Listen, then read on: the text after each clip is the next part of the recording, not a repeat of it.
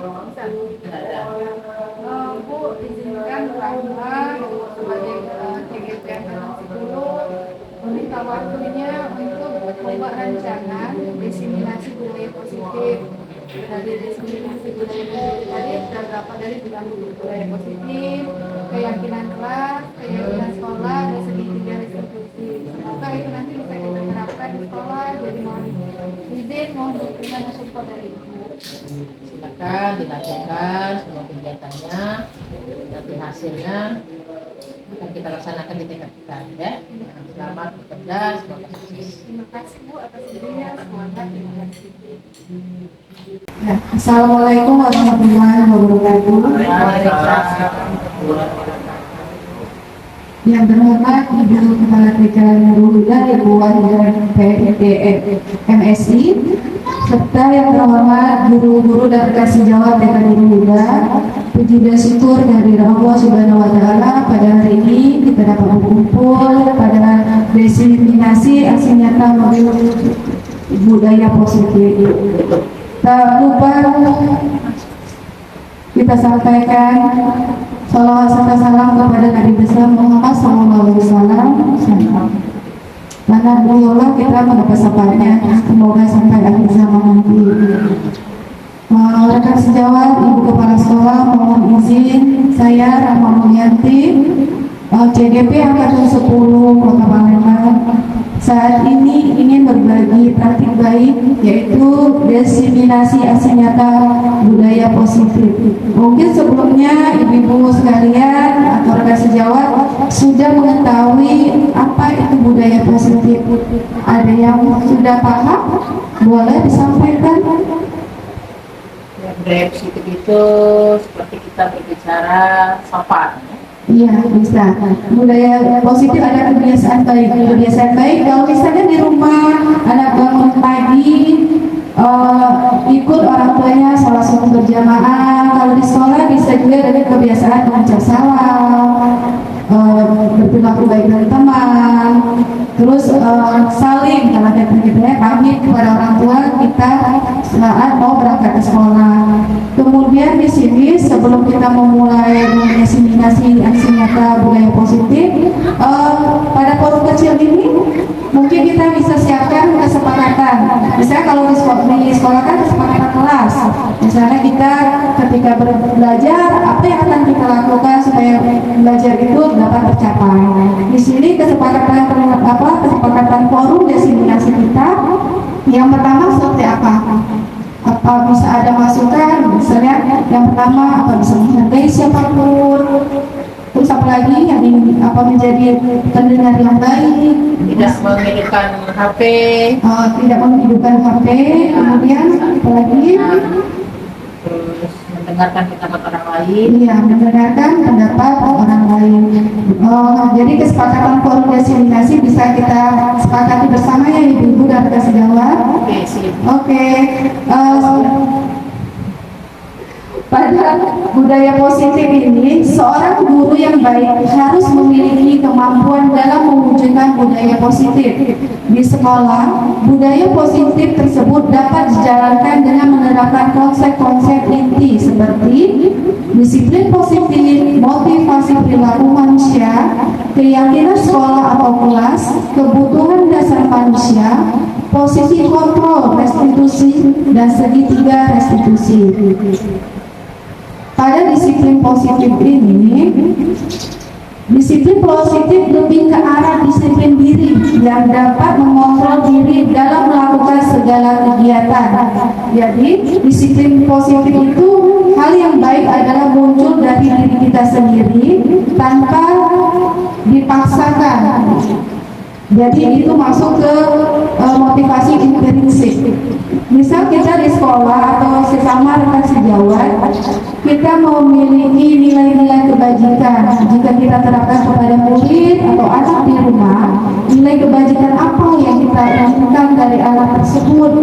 Misalnya rekan Bunda Ria, misalnya nilai kebajikan apa yang ingin ambil dari anak tersebut, muncul dari anak kita itu nilai kebajikan apa?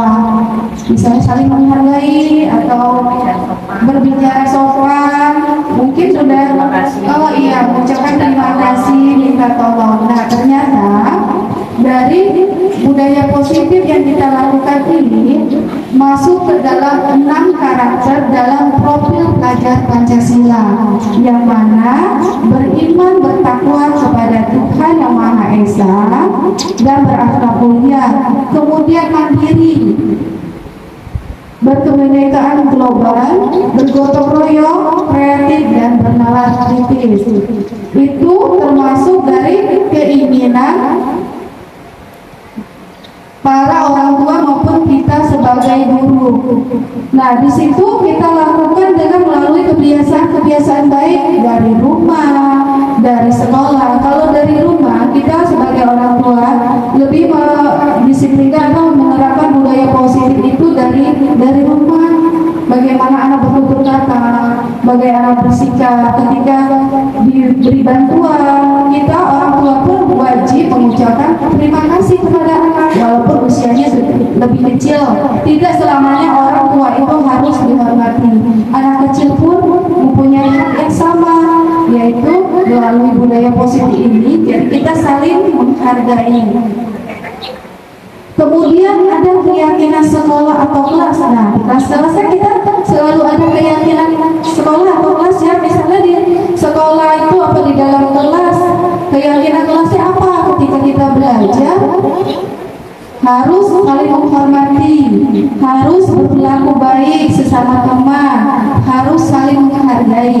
Keyakinan kelas itu kita ambil dari pendapat anak kita, anak murid yang ada di dalam kelas. Anak mau nyamannya seperti apa belajarnya? Jadi kita pancing, kita ini enaknya belajar gimana ya nak? Bisa mudah, kita harus saling menghargai. Oke. Terus apa lagi? Bekerja sama boleh. Terus ketika berbicara harus sopan. Nah, ketika anak melakukan hal itu di dalam keyakinan kelas, ada yang melanggar, bisa kita ingatkan. Apakah hal tersebut bisa melanggar kesepakatan kelas? Nah, kesepakatan kelas tersebut harus kita terapkan dengan hatinya sendiri. Iya ibu. Kemudian kita tanya, kenapa kamu melakukannya? Pasti kamu punya alasan. Di sini posisi guru adalah bukan mencari tahu siapa benar, siapa salah, tapi kita harus menyelesaikan masalah ini dengan baik. Ketika anak kita berikan kenyamanan dalam mengatasi masalah, dia tidak menjadi tersangka di atas teman-temannya. Nanti kan di levelnya bahkan iya si itu nakal, si itu memang bandel. Jadi kan mereka si anak itu di satu sisi mungkin dia merasa malu, di satu sisi lagi dia mungkin tertantang untuk melakukannya untuk berulang kali. Kemudian validasi tindakan yang salah. Dari tindakan yang dilakukan, di sana dia melakukan mukul temannya. Kita tanya kepada anak, nah kira-kira perbuatan yang kamu lakukan itu benar atau tidak? Ya, memukul itu dibolehkan atau tidak? Jika anak mengatakan tidak, berarti tindakan kamu itu benar atau salah? Pasti anak akan menjawabnya sendiri. Kalau salah, kita menanyakan keyakinannya. Kalau tindakan tadi kamu katakan salah, tidak baik, kenapa kamu lakukan? Misalnya nanti anak akan berpikir, oh iya, apa yang aku lakukan adalah salah. Dari keyakinan itu akan muncul nanti solusi dari anak. Apakah dia akan mengungkapkan, oh iya bu, aku salah, aku mengakui kesalahanku. Kemudian dari sana juga anak akan berpikir apa solusi yang akan dia lakukan. Karena dia yakin bahwa dia salah, kemudian dia pun mencari solusinya. Apa solusinya? Misalnya dia berminta maaf kepada teman yang diganggu dan berjanji tidak akan mengulanginya lagi. Maka tahapan segitiga restitusi ini sangat baik diterapkan di rumah maupun di sekolah. Karena tidak hanya untuk di sekolah, di rumah juga perlu kita terapkan. Terkadang juga ada orang tua murid di rumah ketika anak melakukan kesalahan harus tugasnya langsung dimarah tanpa mendengarkan, menjadi kebiasaan yang mendiskriminasikan anak, menjadikan anak selalu terdakwa. Kita kesian kalau anak selalu menilai kamu bangga, tapi kita tidak mendengar alasannya. Sebaiknya tahapan dalam bersegitiga restitusi ini dapat kita terapkan baik di dalam kelas, di dalam lingkungan warga sekolah maupun di dalam lingkungan keluarga. Karena hal ini sangat baik sekali untuk kita terapkan sebagai bagian dari disiplin positif tadi. Nah, dari sekian paparan yang saya sampaikan, mungkin ada ibu-ibu yang ingin bertanya atau menyampaikan saran atau masukan ke sekolah kita nanti akan diberlakukan segitiga diskusi ini atau membuat keyakinan kesepakatan kelasnya seperti apa. Nanti kita bisa berkolaborasi bersama bahwa keyakinan kelas, segitiga restitusi dan budaya positif itu harus kita jalankan di sekolah, karena tanpa adanya kesepakatan bersama, tanpa adanya kolaborasi bersama, hal tersebut tidak akan terwujud. Hal positif seperti ini harus kita lestarikan, karena dampak hari ini akan menghasilkan di 10 tahun atau 20 tahun kemudian, karena karakter anak akan dibentuk sejak ini. Mungkin dari paparan ini ada ibu-ibu ada semua saran, pertanyaan atau pengalaman boleh diceritakan. Boleh ibu. Terima kasih waktu diberikan. Saya nama Walidah akan kalian bertanya dan sekalian kita mencari pemecah masalah. Bagaimana kita mengatasi sekarang yang lagi bullying, ya. Nah, karena ini kebenaran positif, jadi bagaimana kita mengatasi anak sama anak itu, sama anak di kelas atau di TK yang sering melakukan bullying, misalnya gitu kan, dengan anak-anak itu, atau terus kau hitamnya, nah gitu. Bagaimana cara kita mengatasi, mungkin cara bermanfaat untuk yang lain juga. Itu saja dari saya. Terima kasih. Assalamualaikum warahmatullahi wabarakatuh. Terima kasih. Ada satu pertanyaan, cara mengatasi anak yang melakukan bullying. Ya, karena sekarang bullying itu tidak hanya di usia anak remaja, tapi dari anak usia dini juga ada. Secara verbal, ada secara fisik. Nah, perilaku bullying itu adalah perilaku yang negatif. Nah, melalui keyakinan kelas dan dampak positif dari budaya positif tadi bisa kita terapkan. Kita membuat keyakinan di kelas bahwa sesama anak-anak yang sedang belajar di dalam kelas, kita tidak boleh saling menyakiti.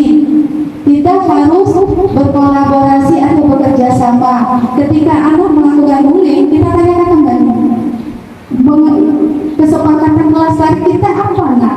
Kamu masih ingat nggak kesepakatan kelas kita tadi?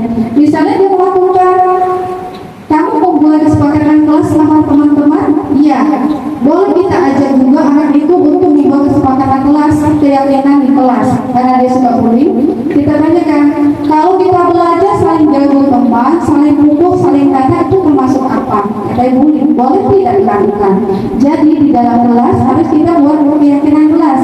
Di dalam kelas maupun di ruang sekolah, di lingkungan sekolah ataupun di rumah, kita harus berperilaku baik. Ketika anak mengatakan teman seperti gemuk, kurus atau sebagainya, itu adalah perbuatan buruk yang tidak baik. Makanya kita harus membuat keyakinan kelas juga.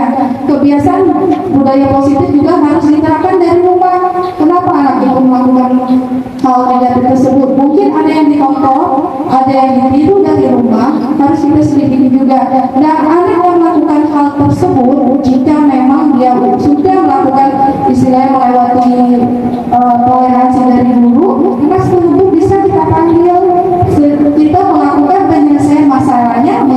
Anak murid yang ada di dalam kelas, anak mau nyamannya seperti apa belajarnya, jadi kita pancing, kita ini enaknya belajar gimana ya nak?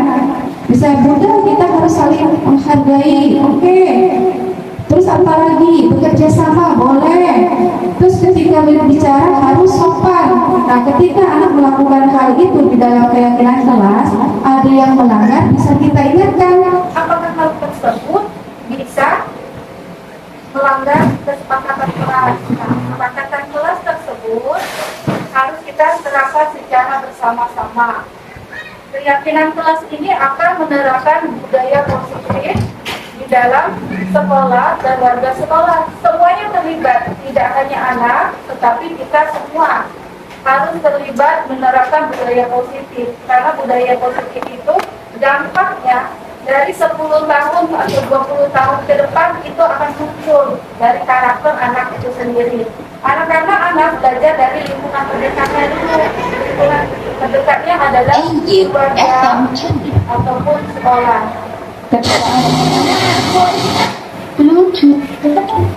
Ketika anak belajar, yang lebih mudah itu ialah belajar di waktu kecil. Kenapa? Seperti mengukir di atas batu.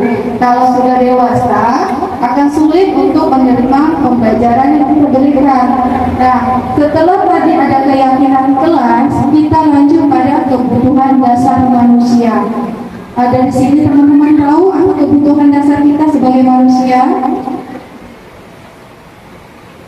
Ada yang tahu kebutuhan dasar manusia? Iya, ada kebutuhan makan, minum, apa lagi? Penerbangan, ya. Pernyataan ketika seorang pengemudi melakukan suatu perbuatan yang bertentangan dengan nilai-nilai kebajikan atau melanggar peraturan HAM itu sebenarnya dikatakan mereka gagal memenuhi kebutuhan dasar manusia.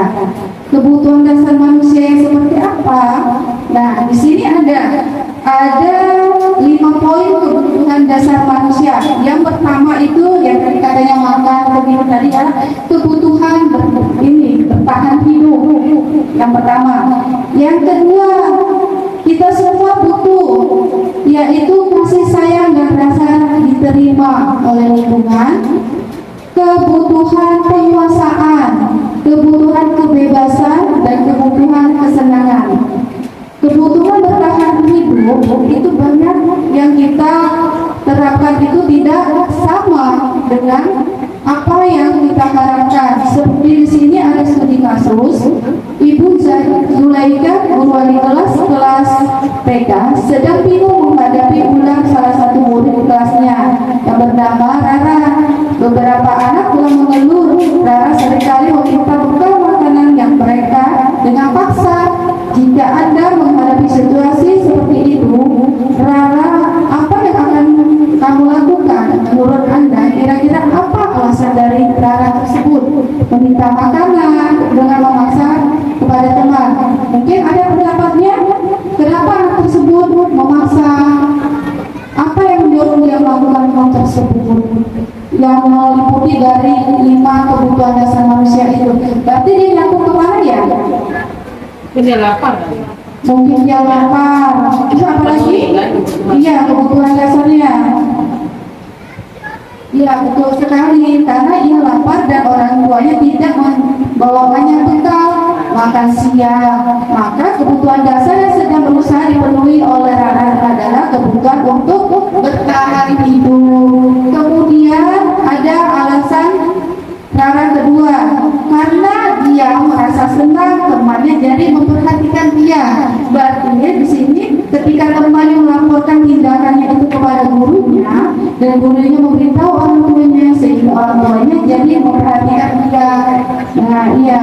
Maka kebutuhan dasar yang sedang dipenuhi oleh Rara adalah kebutuhan akan kasih sayang dan rasa diterima. Berarti ketika anak melakukan suatu kesalahan itu perlu kita dalam itu apa alasannya, apa penyebabnya. Kita tidak bisa hanya bisa memarahi atau langsung menjudge seorang anak. Nah, alasan ketiga dari Rara tadi adalah karena temannya jadi takut dengan dia dan menuruti keinginannya. Maka sebetulnya Rara sedang berusaha memenuhi kebutuhan dasarnya akan kekuasaan. Jadi kekuasaan itu bukan dari orang dewasa saja ternyata. Anak juga mempunyai kebutuhan atas kekuasaan, ialah dia pengen memiliki hak berkuasa antara teman-temannya. Terus di sini ada alasan yang keempat, karena dia merasa bosan dengan bekal makanan yang dibawakan ibunya dari rumah, karena ibunya selalu membawakan bekal yang sama. Oleh karena itu, dia ingin mencoba makanan dari teman-temannya yang beraneka ragam. Maka Rara sedang berusaha memenuhi kebutuhan apa Ia adalah kebutuhan akan kebebasan, karena dia pengen mempunyai menu yang berbeda, tidak harus sama dengan yang selalu dimasak ibunya. Jadi dia pengen punya kebebasan untuk memilih menu. Ya, itu jadi salah satu penyebab dia memilih makanan tadi kepada merebut makanan temannya tadi. Dari situ kita sudah belajar tentang kebutuhan dasar manusia tadi. Terus alasan kelimanya, karena ia melakukannya iseng saja dan dia menikmati ekspresi teman-temannya yang kesal. Ternyata ia sengaja melakukannya karena diambil makanannya, menurut dia ekspresi teman-temannya itu iya menyenangkan, dianggap yang bermain, maka berarti Rana sedang berusaha memenuhi kebutuhan apa? Kesenangan dia, betul sekali. Karena dia senang melihat temannya tadi, dianggapnya teman-temannya itu lucu.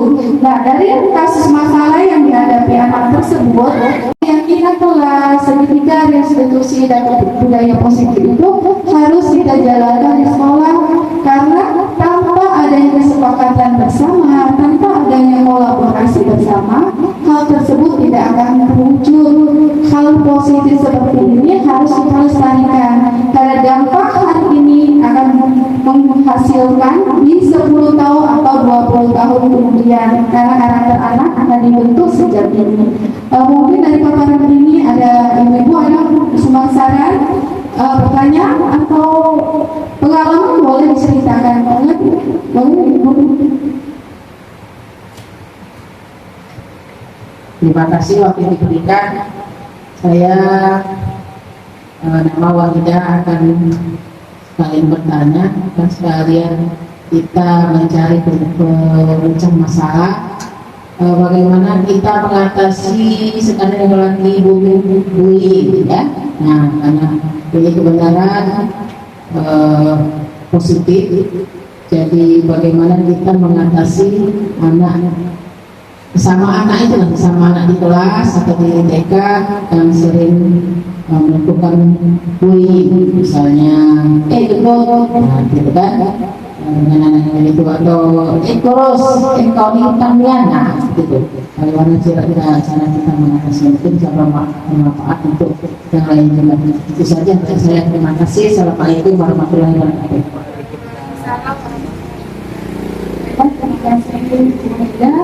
Ada satu pertanyaan bahwa cara mengatasi anak yang melakukan bullying. Ya, memang sekarang bullying itu tidak hanya di usia anak remaja, tapi dari anak usia dini juga ada. Secara verbal, ada secara fisik. Nah, perilaku bullying itu adalah perilaku yang negatif. Nah, melalui keyakinan kelas dan dampak positif dari budaya positif tadi bisa kita terapkan. Kita membuat keyakinan di kelas bahwa sesama anak-anak yang sedang belajar di dalam kelas, kita tidak boleh saling menyakiti. Kita harus berkolaborasi atau bekerja sama. Ketika anak melakukan bullying, kita tanyakan kembali, kesepakatan kelas tadi kita apa nak? Kamu masih ingat nggak kesepakatan kelas kita tadi? Misalnya dia melakukan, kamu membuat kesepakatan kelas sama teman-teman, iya, boleh kita ajak juga anak itu untuk membuat kesepakatan kelas, keyakinan di kelas, karena dia suka bullying.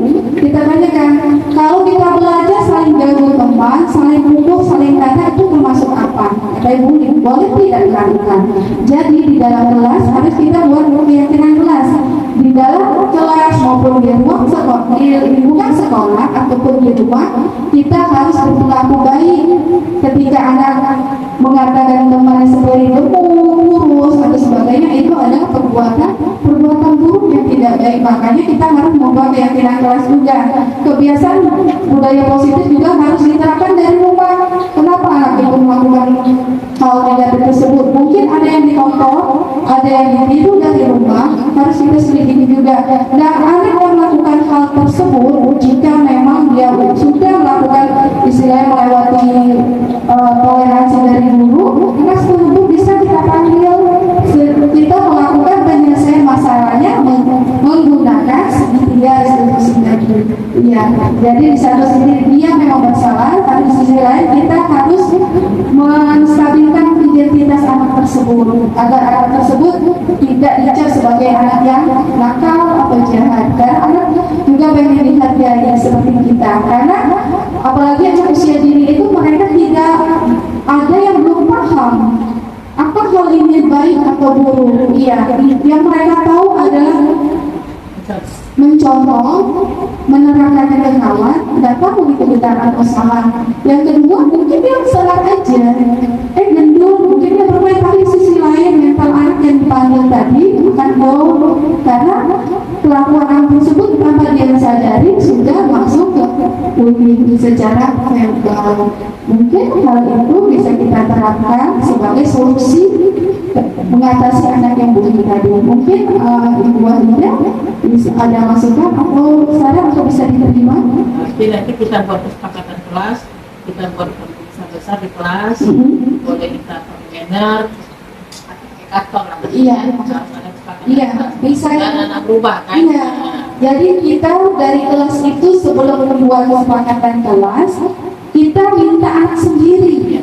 Iya, iya, paham dulu. Apa sih kesepakatan kelas tersebut? Kenapa perlu keyakinan kelas kita buat? Dari sana nanti aku muncul, oh iya Bu, belajar itu gak boleh saling ganggu. Kesepakatan kelasnya kita ambil dari poin pertama. Kemudian apa lagi nak? Berbicara harus sopan, oke, kita ambil. Nanti hal tersebut kita simpulkan, kita bikin poster. Benar, bisa kita tempel di lingkungan sekolah maupun di dalam kelas. Ketika anak melakukan halnya, kita ingatkan lagi apa keyakinan kelas kita, apa keyakinan sekolah kita. Jadi budaya positif dapat kita jalankan. Budaya positif juga tidak bisa dijalankan secara istilahnya hanya sebentar saja sesaat. Budaya positif harus konsisten dan kontinu akan mendapatkan hasil yang diinginkan dan diharapkan.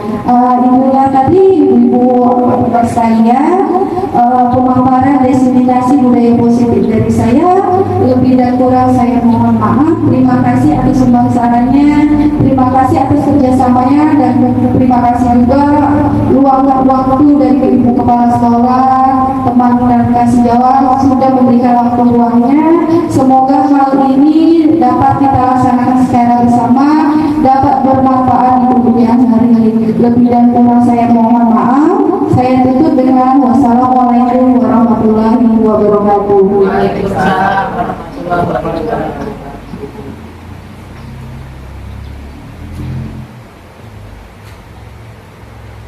Zahin tadi waktu berdoa kenapa bersiul nak? Main sama temen Main sama temen. Kalau lagi berdoa boleh ya main? kita. Tidak. Perbuatan itu baik tidak nak?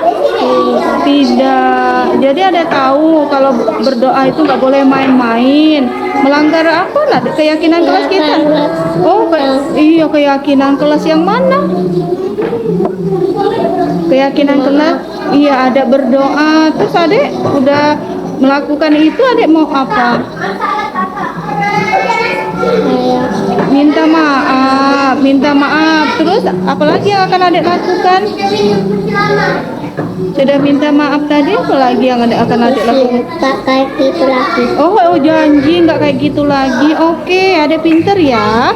Nah, nanti kalau baca doa nggak boleh main. Terima kasih adek Zahin, pinter. Tadi Azril di luar tadi marah-marah. Bunda lihat marah kenapa? Tadi kesal sama siapa tadi? Di luar tadi Eji. Kenapa Eji? Gangguin terus. Eji ganggu adek terus. Kalau jadi adek Bunda juga kesel. Tapi kalau marah-marah kira-kira benar nggak? Kalau marah-marah enggak. Karena apa? Melanggar keyakinan kelas kita ya. Keyakinan kelas yang mana nak? Kalau marah-marah itu masuk ke tidak perbuatan yang apa? Iya, tidak baik. Terus kalau kita adek sudah melakukan yang tadi, terus adek mau ngapain sudah? Adek mau apa? Selanjutnya adek mau ngapain? Apa? Kalau kita salah, terus kita harus apa? Minta maaf. Terus adek udah minta maaf, apalagi yang ingin adek lakukan? Apa? Tidak mengulanginya lagi. Iya, iya, iya. Adek kan gak hebat ya. Berarti kalau marah-marah itu tidak baik. Berarti adek harus berbuat baik sesuai keyakinan kelas kita, ya. Ya, Bunda maafin, tapi tidak diulangi lagi, oke? Aku Azril, terima kasih Bunda sudah mengingatkan Azril janji untuk berbuat baik. Wassalamualaikum. Assalamualaikum. Waalaikumsalam. Waalaikumsalam. Sudah Namaku saya sudah ingati.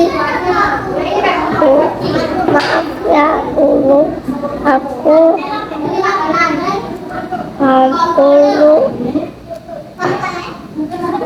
mak itu nah. maafin adek Zahir. Tuh. Gak mau ulangi lagi. Oh iya. Terus? Nah, terima kasih sudah ingati. Iya. Wassalamualaikum. Waalaikumsalam.